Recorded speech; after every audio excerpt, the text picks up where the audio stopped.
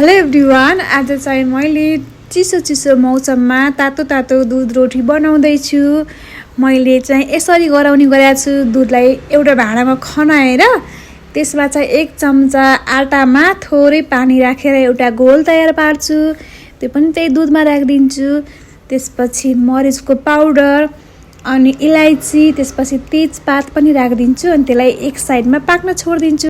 अर्को साइडमा मैले आटाको डो तयार पार्दैछु अनि सानो पुरीहरू बनाउँछु अनि यो सबै पुरीलाई मैले दुधमा राखिदिन्छु पाक्नको लागि।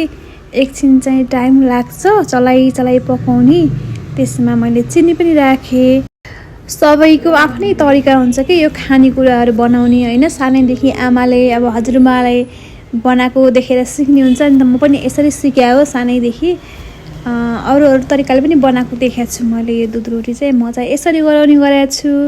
मेरो दुध रोटी खानालाई रेडी भयो। मलाई चाहिँ हतार भयो खानालाई, तर एकदमै तातो रहेछ।